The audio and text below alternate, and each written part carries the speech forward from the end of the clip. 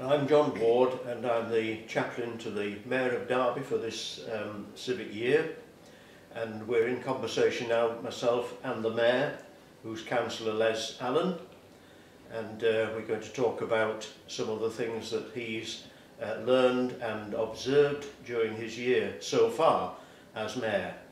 There's only a few weeks to go, but he's had all sorts of experience and met many people during this year, and it's those things we are going to be talking about. So, Mr. Mayor, we are in this, what is a temporary parlour for you. It's not the parlour, it's a temporary one. It's very temporary at the moment. But really one of the things I wanted to ask you is, what were the influences that really prompted you and led you to get into politics?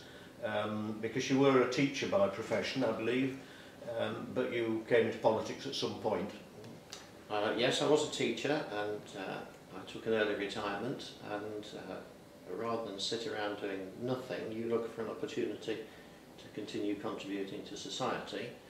And a colleague of mine pointed out to me that at the time of the expansion of the council, each ward only had 2 councillors and was moving to having 3, and I was invited to stand as the 3rd councillor for a little over, which I did, and won, and the rest, as they say, is history. Well, the theme for your year, if I remember rightly, is service. It is. And you were looking at various aspects when you spoke, when you were made Mayor. What are the things that were influencing you, that led you to that decision, but also initially to accept coming onto the council and all that's followed from that? I've been struck way back from when I first came to Derby and through my teaching career, the number of people who give their time as volunteers to serve others, and they seek for no reward other than helping other people.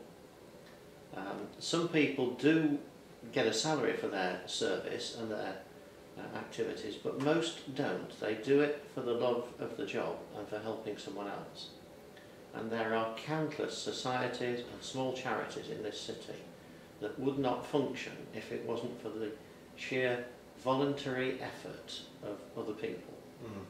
And I just decided that I wanted to recognise and acclaim that not everything is a service provided by an official funded body.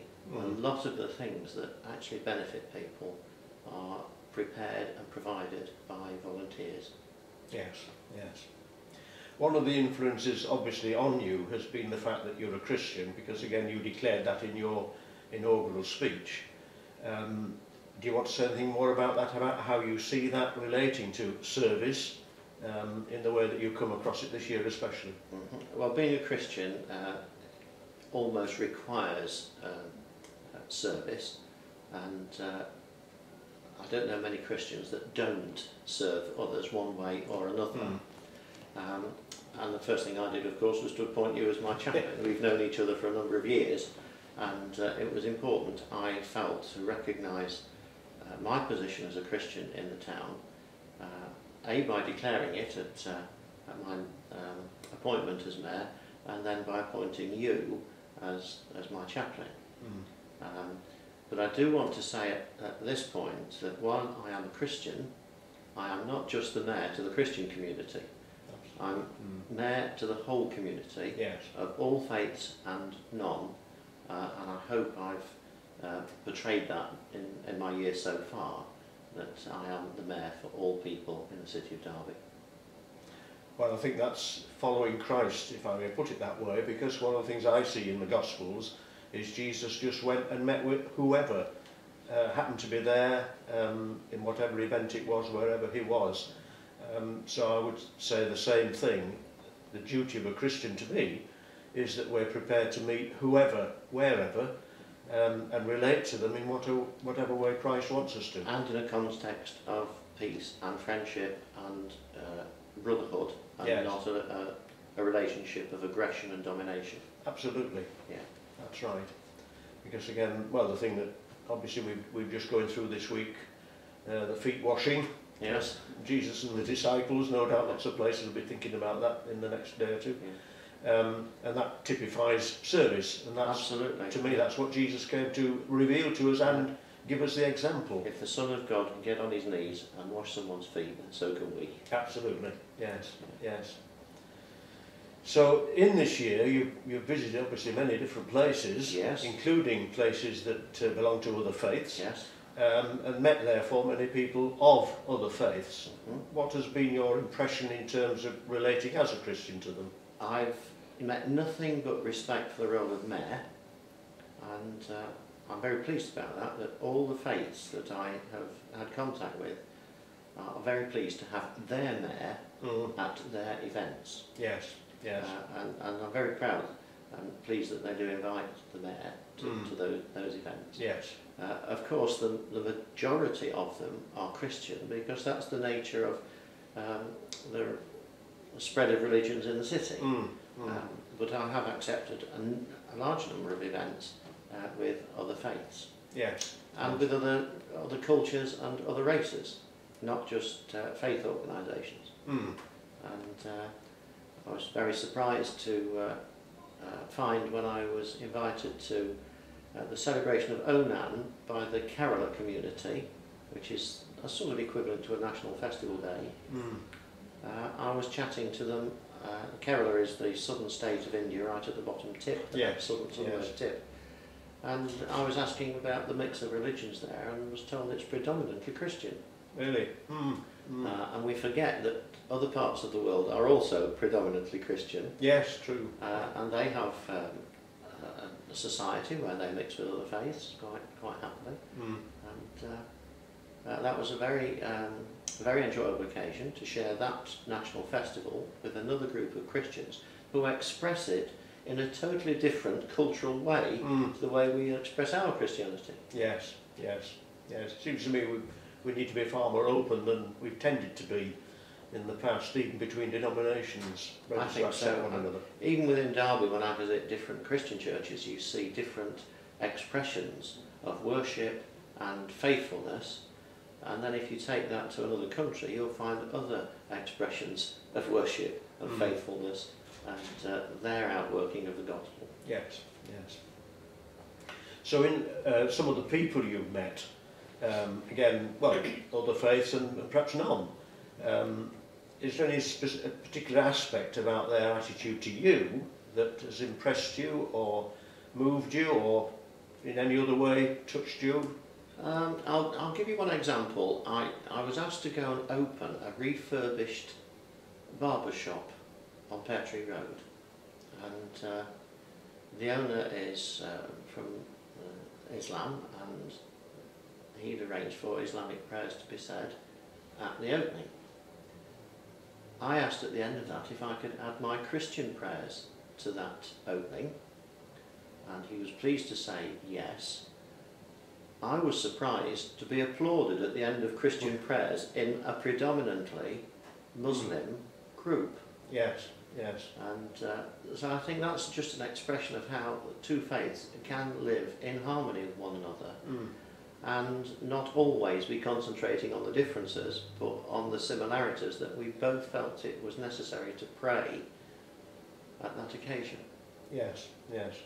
I would see that as perhaps an example of what it means to be part of what's been termed the big society. Yes. By our current Prime Minister. Yes. And you presumably see that in the same kind of way. Very much so. And on the same theme, of course, I was able to greet the Archbishop of Canterbury when he came to visit the city, and he remarked on the level of respect that the non-Christian community offered him when he went for a walk down Normanton Road. Yes. Yes. Other faith leaders came out and referred to him as their Archbishop. And I think we sometimes forget that some of the greater Christian positions in the country have a national significance, and the Archbishop of Canterbury is probably the major one. And he was regarded by several people on that visit who are not Church of England as their Archbishop. Yes, yes. And of course he has the right to go and speak in Parliament, as do certain other bishops, the Bishop of Derby being another one. That's right, yes. So yes. we have several voices in Parliament, not just through our democratic election structure, but through the Church of England's responsibility to serve and protect the people from the excesses of government. Yes, yes. In the city, there are a number of Christian councillors. Is there any way in which you're able to relate to them? Because they're Christians, anything that's significant, would you say? Yes, we meet regularly, approximately once a month. A small group of Christian councillors meet to pray for the whole council and the work of the city, and we of course invite you to come along and join in with us. So it's not just councillors who meet together, and it's, by all means it's not all of them, it's just a few of us. There is a staff Christian fellowship as well, who have similar aspirations to pray for the life of this city and the outworking of the council. And I know that there are other groups within the city who will be praying for the mayor, Christian councillors and the council as a whole. One group that springs to mind is YWAM, Youth with a Mission, yes, who regularly pray for me in my role as mayor. Of course my own church does, they pray for myself and another councillor who worships there, and all councillors, whether they are Christian or non-Christian, and there are other groups around the city who meet regularly to pray for the life of this city and for the council. That's right. I'm sure there are many people, and I know the fellowship, for instance, does pray for the city quite regularly and for the council meetings, to bless the city, because that's what I believe the Lord wants to do, and those who claim Him as their Lord are the instruments of that, if you like. Yeah. And just as I see you as the mayor being a further instrument, although it's a wider responsibility, that is a particular aspect for you, presumably. We did have an occasion, John, when I got an email message one morning saying everyone that is Christian, that is free, please go to the marketplace at lunchtime to pray for the protection of the city when those riots in the major cities started, right, those spontaneous riots and lots of devastation. I happened to have a 35-minute window, so I went. The marketplace is just round the corner from my parlour, so I went over there. I was greeted by another group of Christians of all denominations, and the Dean of the Cathedral came down, and one of the journalists came to say, what's happening? And we explained that there'd been this hurried social media message and email message for everyone that's free to come and pray for the situation in Derby, that we would not experience the excesses that happened in other cities. One journalist referred to it as a Christian flash mob.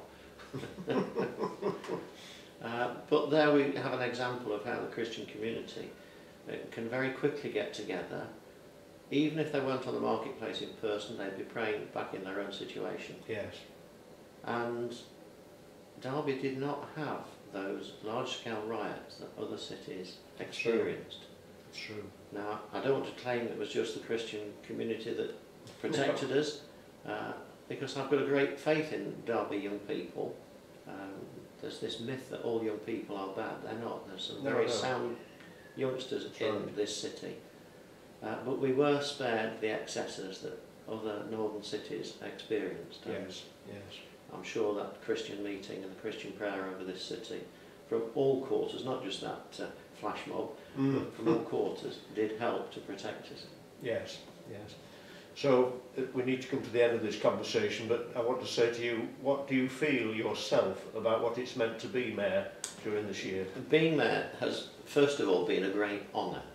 There's no getting away from that. It is a great honour and a privilege to represent this city, a city that I'm very proud of, and to represent a city that is so full of good-hearted people, and as I said at the beginning, service and volunteering, it's still very strong in this city, Not everything that happens has to be done by a formal government-related, whether it's local or national body. It can be done by local citizens getting together and doing it.